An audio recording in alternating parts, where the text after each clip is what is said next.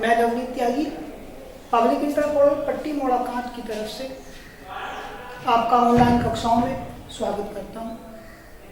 आज हम कक्षा 11 विषय भूगोल के अंतर्गत दूसरे अध्याय का वर्णन करेंगे। पिछले वीडियो में भी मैंने आपको बताया था कि भूगोल में दो किताबें, दो खंडों के रूप में आपको अध्ययन करना होता है। एक भौतिक भूगोल और दूसरा होता है भारत का भूगोल। खंड क में भौतिक भूगोल के मूल सिद्धांत और खंड ग में भारत के भूगोल का अध्ययन आप लोग करते हैं। तो हम खंड ख के आधार पर दूसरा अध्याय का अध्ययन शुरू करेंगे। पिछले वीडियो में हमने पहले चैप्टर को, पहले अध्याय को आपको अच्छे से बता दिया है।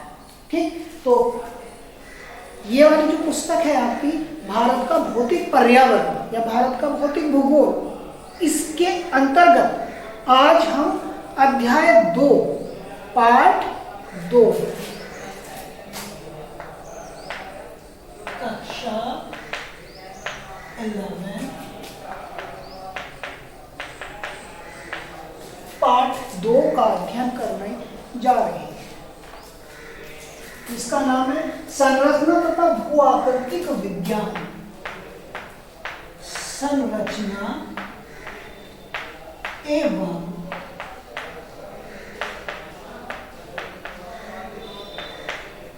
भू आकृतिक विज्ञान। ठीक, संरचना का मतलब आप जानते हैं बनावट, एवं भू आकृतिक कैसी जमीन की बनावट है, इसके अंतर्गत हम लोग आज चर्चा करेंगे। आप लोगों ने पिछली कक्षा में मिट्टी के विषय में पढ़ा होगा। मिट्टी है क्या? आप अपने परिवेश में, अपने आसपास मिट्टी को देखते हैं। आप जानते हैं कि हम लोग खेती करते हैं, उसे मिट्टी की आवश्यकता होती है। बहुत सारी चीजों में, बहुत सारे कार्यों में मिट्टी की आवश्यकता पड़ती है। तो मिट्टी है क्या? आप साधारण शब्दों में समझ रहे हैं कि ये मिट्टी है। तो मिट्टी का मतलब है क्या? तो मिट्टी का मतलब मैं आपको बता रहा हूं, याद रखिए। चट्टानों, साथ साथ में आप कह सकते हैं प्राकृतिक संसाधन या प्राकृतिक पदार्थ जो होते हैं, चट्टानों का बारीक चूर्ण मिट्टी कहलाता है। क्या कहलाता है? मिट्टी। बिल्कुल सिंपल, बिल्कुल आसान शब्दों में आप समझ लीजिए कि चट्टानों का बारीक चूर्ण मिट्टी के नाम से जाना जाता है। ठीक, किताब में, क्योंकि जब हम लोग यहाँ आपको समझाते हैं और पढ़ाते हैं तो उस समय बुक या बाद में आपको अपने चैप्टर की जो बुक है, अपने चैप्टर में जो बुक है उसको ध्यान से पढ़ना है। ठीक, हम आपको बता रहे हैं, जब आप पढ़ेंगे तो पूरी चीज क्लियर हो जाएगी। किताब में कहा कि क्या आपने कभी सोचा है कि मिट्टी की उर्वरता, गठन व स्वरूप अलग क्यों है? कहीं मिट्टी उपजाऊ है और कोई मिट्टी अनुपजाऊ है, तो वो अलग अलग चीज या अलग अलग स्थानों पर ऐसी क्यों है? आपने यह भी सोचा होगा कि अलग अलग स्थानों पर चट्टानों के प्रकार भी भिन्न भिन्न है। चट्टान क्या है ये भी आप जानते हैं। चट्टान का मतलब होता है पृथ्वी तल पर पाए जाने वाले पदार्थ। ठीक, या पृथ्वी तल का निर्माण जिन पदार्थों से हुआ है उन्हें हम क्या कहते हैं? चट्टान। और चट्टानों का बारीक चूर्ण मिट्टी के नाम से जाना जाता है।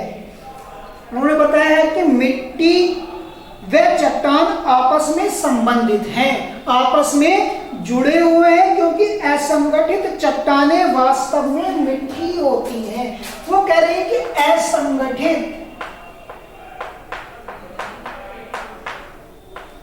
चट्टानें क्या कहलाती हैं? मिट्टी होती है। देखो, असंगठित का मतलब होता है जब उनके कण जुड़े हुए हों, आपस में जुड़े हुए, और जब कण अलग अलग हो गए तो वो क्या रूप बन गए, मिट्टी का।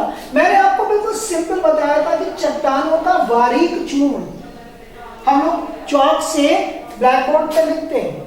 एक एग्जांपल मैं आपको बता रहा हूं, चौक कुछ देर के लिए आप चट्टान मान लीजिए, क्योंकि इसके अंदर बहुत सारे चूर्ण मिले, बारीक बारीक कण आपस में मिले हुए, इनको संगठित करके इकट्ठा करके चौक बनाएंगे, ठीक। और ये एग्जांपल मैं आपको बता रहा हूं जिससे आप आसानी से मिट्टी के विषय में समझ जाएंगे। अब जब हम बोर्ड पर इस चौक से लिखते हैं तो बोर्ड के नीचे आपको अब भी दिखाई दे रहा होगा, ये बारीक कण आपको दिखाई दे रहा है, ठीक। इसको हम मिट्टी कह सकते हैं, ये मिट्टी है, ये मिट्टी है। आपको जनरली साफ साफ दिखाई दे रहा होगा कि अब जब आप कक्षाओं में कभी उपस्थित आपको जाने का अवसर मिलेगा तो आप देखना कि बोर्ड के निचली सतह पर जो चौक का चूर्ण है वो मिट्टी है, वो मिट्टी है, क्योंकि चौक को कुछ समय के लिए हमने चट्टान माना है, और चट्टान के असंगठित तत्व या पदार्थ ही मिट्टी कहलाते हैं, ठीक। क्लियर हो गया। तो मिट्टी का मतलब क्या हो गया, चट्टानों का बारीक चूर्ण, या चट्टानों असंगठित चट्टानें मिट्टी के रूप में जानी जाती हैं। कभी आपसे पूछा जाए कि मिट्टी किसे कहते हैं, या तो आप लिख सकते हैं कि असंगठित चट्टानें मिट्टी कहलाती हैं, तब भी सही है, या अगर आप लिख दें कि चट्टानों का बारीक चूर्ण मिट्टी कहलाता है, तब भी सही है। समझ आ गया होगा, ठीक। मिट्टी का मतलब कि मिट्टी क्या है, मिट्टी है चट्टानों का बारीक चूर्ण। पृथ्वी की आयु लगभग 46 करोड़ वर्ष है। याद रखना है आपको, पृथ्वी जिस पे हम रहते हैं की आयु 46 करोड़, वो जरूर आप ध्यान रखेंगे कि मिट्टी विभिन्नता धरातलीय स्वरूप के अनुसार पाई जाती है। अलग अलग स्थानों पर मिट्टियों में विभिन्नता पाई जाती है। आप ग्रामीण परिवेश से आते हैं तो आपने जनरली आपके गांव में अपने बुजुर्गों से ये सुना होगा कि उस खेत की मिट्टी चिकनी है और दूसरे खेत की मिट्टी रेतीली है, या कोई अन्य नाम से वो लेते होंगे। तो ये मिट्टी की विभिन्नता है, मिट्टी के प्रकार हैं। मिट्टी बहुत सारे रूपों में पाई जाती है।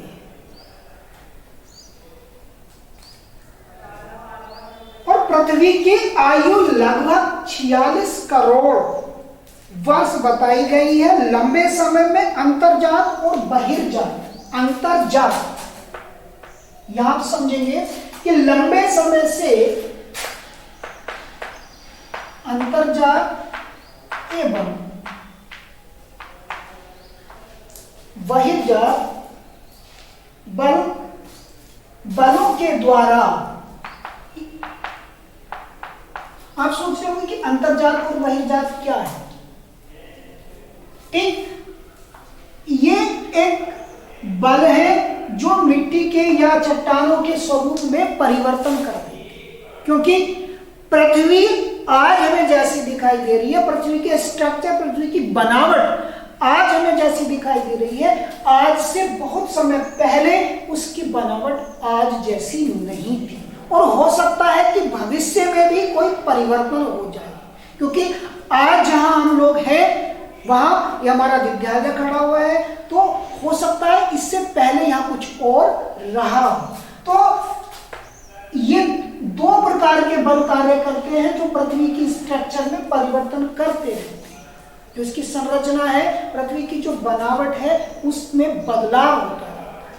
अब इसको समझना है, अंतर्जात क्या होता है और बहिर्जात क्या होता है, ठीक।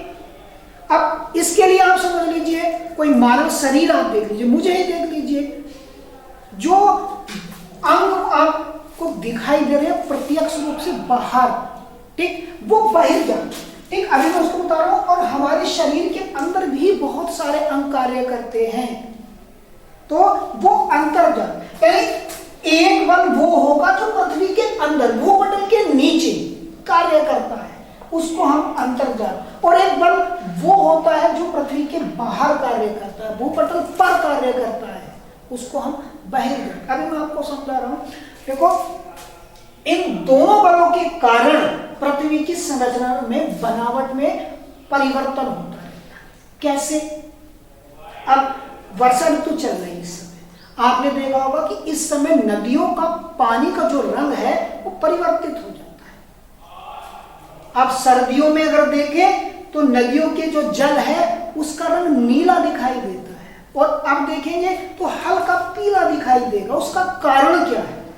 उसका कारण आपको समझ आ रहा है कि नदियां जो पर्वतीय क्षेत्रों से निकल रही हैं, और पर्वतीय क्षेत्रों पर जब वर्षा होती है तो वर्षा का जो जल होता है, वर्षा का जो पानी होता है, वो अपने साथ मिट्टी के कणों को घोल लेता है और कहीं ना कहीं आके उनको इकट्ठा कर देता है।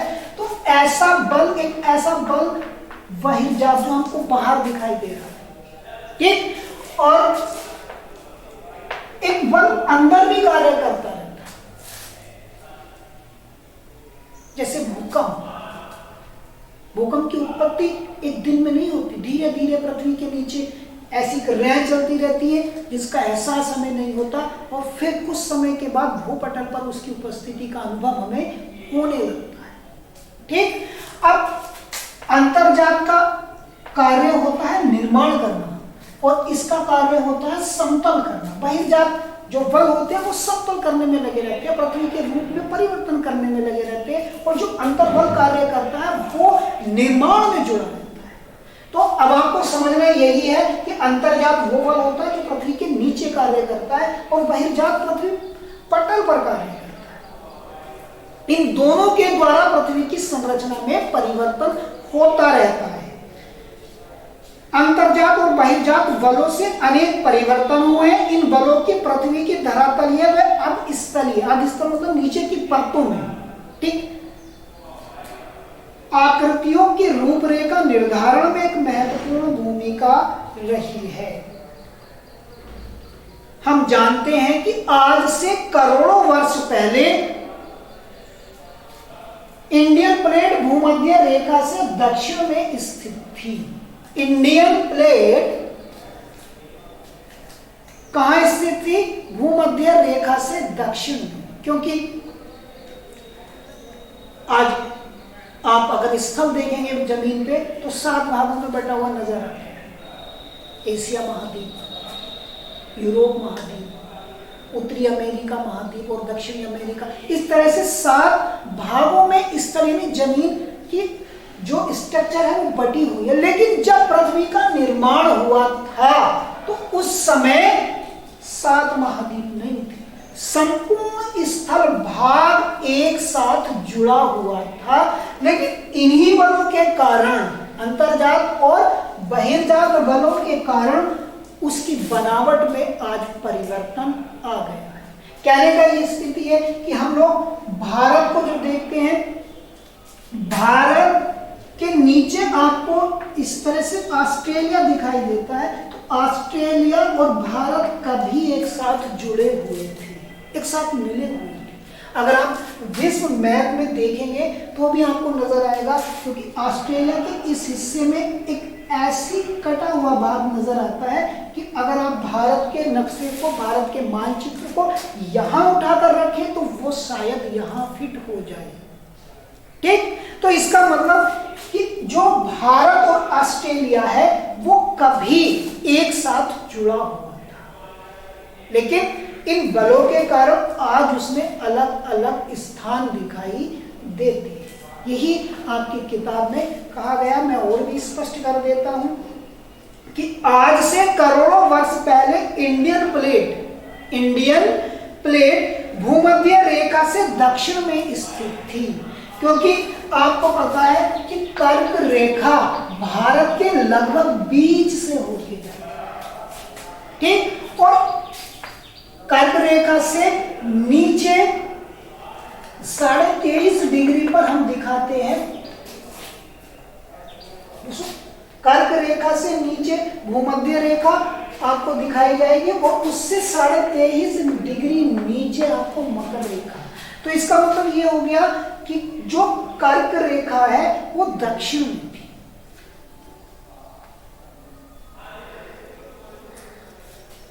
करोड़ों वर्ष पहले इंडियन प्लेट भूमध्य रेखा से दक्षिण में स्थित थी, यानी भारत यहां से दक्षिण में था, भूमध्य से नीचे था। आप ऐसा मान लीजिए, क्योंकि आप भूगोल के छात्र हैं, आपको ये पता होना चाहिए। मैप में अगर आप किसी का स्थान देखते हैं तो प्लस का साइन आपको ध्यान रखना है।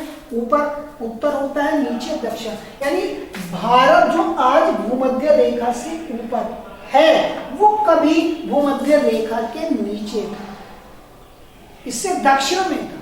ये कौन सी है? भूमध्य रेखा। ठीक, और कर्क रेखा जो इससे ऊपर है 23.5 डिग्री, तो भारत के मिडिल बीच से लगभग होके जाती है। तो कहने का तात्पर्य यह है कि आज जहां भारत स्थित है, भारत की बनावट स्थित है, आज से करोड़ों वर्ष पहले ऐसा नहीं था। ठीक, भारत भूमध्य रेखा से नीचे था। यह आकार में काफी विशाल थी और ऑस्ट्रेलियन प्लेट इसी का हिस्सा थी। यही मैंने आपको बताया है कि इंडियन प्लेट और ऑस्ट्रेलियन प्लेट दोनों कभी जुड़ी हुई थी। आप इंडिया के मैप को देखिए और ऑस्ट्रेलिया के मैप को देखिए और फिर खुद अनुमान कर सकते हैं कि ऑस्ट्रेलिया के मैप में